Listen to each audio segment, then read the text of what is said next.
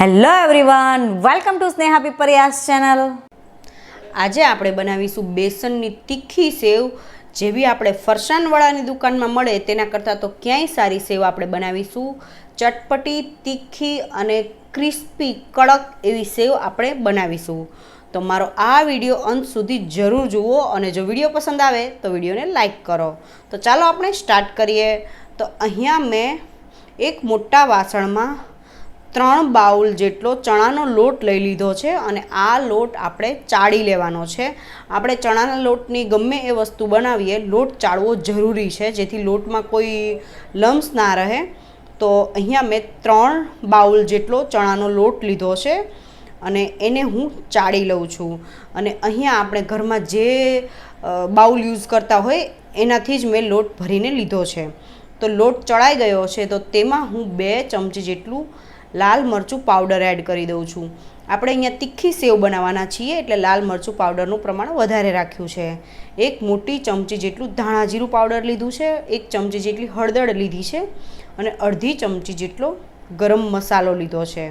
અને અહીંયા મેં ચટપટી બનાવવા માટે, સેવને ચટપટી બનાવવા માટે 1 ચમચી જેટલો ચાટ મસાલો લીધો છે। તેની જગ્યાએ આમચૂર પાવડર પણ લઈ શકો છો અને ટેસ્ટ અકોર્ડિંગ હું મીઠું એડ કરી દઉં છું।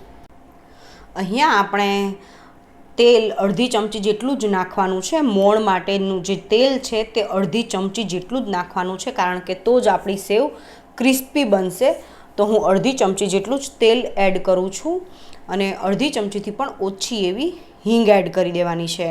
તો આપણે ચટપટી, તીખી અને કડક સેવ કરવા માટે આટલા ઇન્ગ્રીડિયન્ટ જોઈશે। અને લાસ્ટમાં હું 1 ચમચી જેટલો મરીનો ભૂક્કો એડ કરું છું અને એકદમ બારીક મરીનો ભૂક્કો લેવાનો છે અને તેને ચાળી લેવાનો છે, જેથી સેવ પાડતી વખતે વચ્ચે કાણામાં અટકી ના જાય। તો હવે આપણે બધા ઇન્ગ્રીડિયન્ટ્સને લોટ સાથે સરસ રીતે મિક્સ કરી દેવાના છે અને જરૂર અનુસાર પાણી એડ કરતા જઈને આપણે લોટ બાંધી લેવાનો છે। તો અહીંયા આપણે બહુ કઠણ પણ નહીં અને બહુ ઢીલો પણ નહીં, એવો માપસરનો જ લોટ બાંધવાનો છે। અહીંયા આપણે લોટ બાંધતી વખતે ખાસ ધ્યાન રાખવાનું છે કે જો ઢીલો લોટ થઈ જશે તો ભેગી સેવ પડશે અને જો કઠણ લોટ હશે તો સેવ પાડવામાં થોડીક તકલીફ પડશે। તો આપણે માપસરનો જ લોટ બાંધવાનો છે અને આ લોટને આવી રીતે સરસ રીતે મસળવો જરૂરી છે, જેથી લોટમાં કોઈ લમ્સ ના રહે। તો આ ટાઈપનો લોટ આપણે બાંધવાનો છે। તો અહીંયા મેં જે સેવ પાડવાનો સંચો આવે છે એ લઈ લીધો છે અને તેને તેલની મદદથી ગ્રીસ કરી લેવાનો છે અને તમારે જે સાઇઝની સેવ પાડવી હોય એ સાઇઝની ચકરી લઈ લેવાની છે।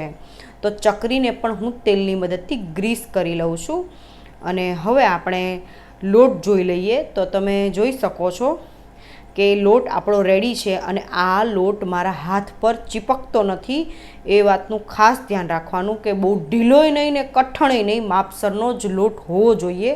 તો તમે જોઈ શકો છો કે આપણો લોટ પરફેક્ટ બંધાયો છે। તો આ લોટને આપણે સંચાની અંદર એડ કરી દેવાનો છે। તો જો લોટ પરફેક્ટ બનશે તો તમારી સેવ પરફેક્ટ બનશે। તો લોટને હું અંદર એડ કરીને તમારે જે સાઇઝની સેવ બનાવવી હોય એ સાઇઝની ચકરી લગાવી લેવાની છે અને સંચાનું ઢાંકણ બંધ કરી લેવાનું છે। અને અહીંયા આપણે હવે તળવા માટે તેલ પણ રેડી છે। તો તેલ આપણે માપસરનું જ ગરમ હોવું જોઈએ। તો થોડુંક લોટ નાખીને ચેક કરી લેવાનું। તો અત્યારે આપણે ગેસની ફ્લેમ સ્લો કરી દેવાની છે અને સંચાને આવી રીતે આપણે રાઉન્ડ શેપમાં ફેરવવાનો છે। તો તમે જોઈ શકો છો હું કેવી રીતે સંચાને ફેરવું છું, આવી રીતે જ આપણે સંચાને ફેરવવાનો છે। અને એક બેચ પતવા આવે એટલે આપણે રિટર્નમાં સંચાને ફેરવવાનો છે, જેથી સેવ તેની આપોઆપ નીચે પડી જાય। તો હવે આપણે ગેસની ફ્લેમ મીડિયમ ટુ હાઈ કરી દેવાની છે અને એક સાઈડ સેવ તળાઈ જાય પછી આપણે તેને પલટી દેવાની છે। તો તમે જોઈ શકો છો કે હવે એક સાઈડ આપણી સેવ તળાઈ ગઈ છે। તો હું આ સેવને પલટી દઉં છું અને હવે આપણે સેવમાં બબલ્સ થતા પણ બંધ થઈ ગયા છે। તો હવે આપણી સેવ તળાઈ ગઈ છે। તો તમે જોઈ શકો છો કે સરસ છૂટી, ક્રિસ્પી અને ચટપટી એવી આપણી તીખી સેવ રેડી છે। તો તેવી જ રીતે હું બીજો બેચ પણ સેવનો રેડી કરી લઉં છું। તો આવી જ રીતે આપણે તેલમાં રાઉન્ડ શેપમાં આ સંચાને ફેરવવાનો છે અને સેવ પડવા આવે પછી આપણે આ સંચાને રિટર્નમાં ફેરવવાનો છે, જેથી આપોઆપ સેવ નીચે પડી જાય। અને હવે આપણે ગેસની ફ્લેમ મીડિયમ ટુ હાઈ કરવાની છે. જ્યારે આપણે સેવ પાડીએ ત્યારે આપણે ગેસની ફ્લેમ સ્લો કરી દેવાની છે અને એક સાઈડ તળાઈ જાય પછી આપણે બીજી સાઈડ પણ તળી લઈએ. તો આવી જ રીતે બધા જ લોટમાંથી આપણે તીખી સેવ બનાવી લેવાની છે. જો તમે આ રીતથી સેવ બનાવશો તો તમારી સેવ ક્રિસ્પી, કડક, છૂટી અને જરા પણ તેલ નહીં રહે એવી બનશે અને જેવી આપણે ફરસાણની દુકાનમાં મળે તેના કરતાં તો ક્યાંય સારી સેવ ઘરે બનશે.